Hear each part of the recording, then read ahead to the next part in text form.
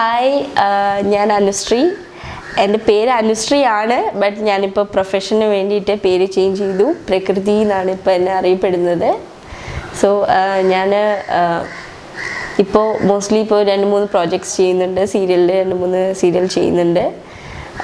ഏറ്റവും കൂടുതൽ അറിയപ്പെടുന്നത് ലേറ്റസ്റ്റ് ആയിട്ട് ചെയ്ത ഏഷ്യാനെറ്റിലെ സീത, ചിന്താവിഷ്ടയായ സീത എന്ന് പറഞ്ഞിട്ട് ഏഷ്യാനെറ്റിൽ ചെയ്ത പ്രോജക്റ്റാണ് എല്ലാവർക്കും അറിയപ്പെടുന്നത്. ഇപ്പോൾ എന്ന് സ്വന്തം ജാനി ചെയ്യുന്നുണ്ട്. അല്ലാതെ ഒരു മൂവി ചെയ്തു. ഞാൻ ജനിച്ചത് ചെന്നൈയിലായിരുന്നു.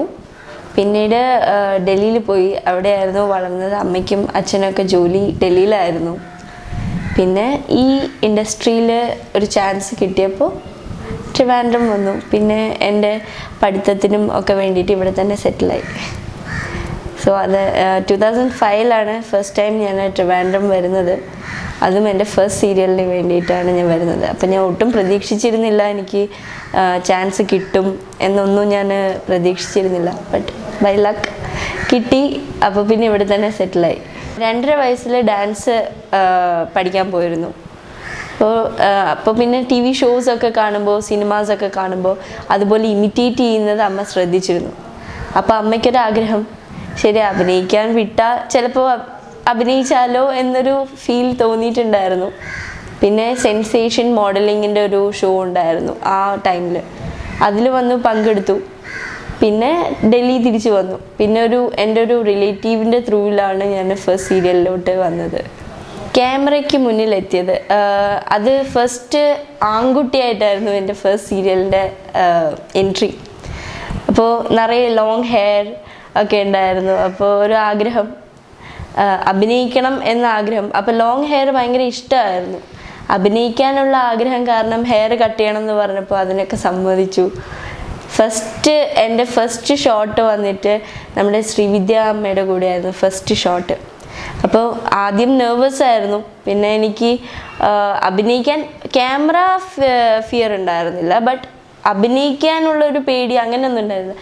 ശ്രീവിദ്യ അമ്മയുടെ മുന്നിൽ അഭിനയിക്കാനുള്ള ആ ഒരു ഇത് തെറ്റിപ്പോയാലോ. പക്ഷേ ഒരുപാട് ടേക്സ് വന്നിരുന്നു. എങ്കിലും കുഴപ്പമുണ്ടായിരുന്നില്ല. അമ്മ ഒരുപാട് എൻകറേജ് ചെയ്തു. അതുകൊണ്ട് കുഴപ്പമുണ്ടായിരുന്നില്ല. പിന്നെ അങ്ങോട്ട് പേടി കാര്യങ്ങളൊന്നും ഉണ്ടായിരുന്നില്ല. ഒരു അമ്മയ്ക്ക് ഭയങ്കര ഇഷ്ടമായിരുന്നു എന്നെ. അപ്പോൾ അതുകൊണ്ട് പേടി കാര്യങ്ങളൊന്നും ഉണ്ടായിരുന്നില്ല. അത് കഴിഞ്ഞിട്ട് അവരുടെ തന്നെ 2-3 സീരിയൽസ് ചെയ്തു. എനിക്ക് പേര് ആക്ച്വലി ഓർമ്മയില്ല.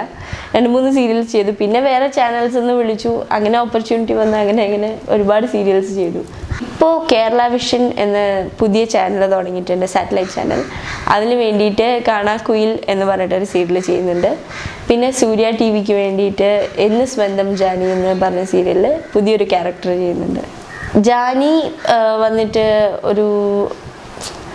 ഒരു ഹോസ്പിറ്റലിൽ പോകുമ്പോൾ അവിടെ സുഖമില്ലാതെ വരുന്ന അച്ഛൻ തൻ്റെ മോളാണെന്ന് വിചാരിച്ച് ജാനീനെ വീട്ടിലോട്ട് കൊണ്ടുവരും. ആ വീട്ടിൽ ആ കുട്ടിയുടെ ഏറ്റവും ഇളയ അനിയത്തിയായിട്ടാണ് അഭിനയിക്കുന്നത്. ഓഡിയൻസ് വന്നിട്ട് 2005 ജിത്തുമോനായിട്ട് അഭിനയിച്ചതാണ്. എല്ലാവർക്കും ഇപ്പോഴും എന്നെ ആര് കണ്ടാലും ഓമന തിങ്കൾ പക്ഷിയിൽ അഭിനയിച്ച ജിത്തുമോനല്ലേ എന്നാണ് ഫസ്റ്റ് ചോദിക്കുന്നത്. സോ ഇപ്പോഴും അവർക്ക് ആ ഒരു ഫേസ് എൻ്റെ മറന്നിട്ടില്ല. പിന്നെ ഒരുപാട് സീരിയൽസ്, പിന്നെ ഭാഗവതം അതായിരുന്നു ഏഷ്യാനെറ്റിൽ പിന്നെ ഒരുപാട് ചെയ്തത്. ഭാഗവതം, ശ്രീകൃഷ്ണലീല കണ്ടിന്യൂസ് ആയിട്ട് കൃഷ്ണനായിട്ട് ചെയ്തുകൊണ്ടിരുന്നു അത് രണ്ടിലും. പിന്നെ ദേവി മഹാത്മ്യം. പിന്നെ ഇപ്പോൾ തിരിച്ചറിയുന്നതെന്ന് പറഞ്ഞു കഴിഞ്ഞാൽ ചിന്താവിഷ്ടയായ സീത എന്ന് പറഞ്ഞിട്ട് ഏഷ്യാനെറ്റിൽ ചെയ്തിരുന്നു. അതിൽ കുറച്ച് ശ്രദ്ധിക്കപ്പെടുന്ന ഒരു ക്യാരക്ടറായിരുന്നു. ഇപ്പോൾ കണ്ട ആൾക്കാർ ചോദിക്കുന്നത് സീതയിലെ കാവേരി അല്ലേ എന്നാണ് ചോദിക്കുന്നത്. സോ അത്യാവശ്യം ആൾക്കാരൊക്കെ തിരിച്ചറിയുന്നുണ്ട്. സിനിമ വന്നിട്ട് ബോയ് ഫ്രണ്ട് ചെയ്തിട്ടുണ്ടായിരുന്നു. ബോയ് ഫ്രണ്ടിലൊരു സോങ് ചെയ്തായിരുന്നു. അതിശയൻ മൂവിയിൽ ത്രൂ ഔട്ട് ഉണ്ടായിരുന്നു. പിന്നെ കെമിസ്ട്രി എന്ന് പറഞ്ഞ മൂവിയിൽ സോങ് ചെയ്തു. പിന്നെ ഒരു ഹിന്ദി മൂവി ചെയ്തു. പിന്നെ ഇപ്പോൾ ലേറ്റസ്റ്റ് ആയിട്ട് തീറ്ററപ്പായി എന്ന് പറഞ്ഞിട്ടൊരു മൂവി ചെയ്തായിരുന്നു. സോനിയ മാമും പിന്നെ നമ്മുടെ കലാഭവൻ മണിച്ചേട്ടൻ്റെ അനിയൻ നായകനായി എത്തിയ സിനിമയായിരുന്നു അത്. അതിൽ ചെയ്തിട്ടുണ്ടായിരുന്നു.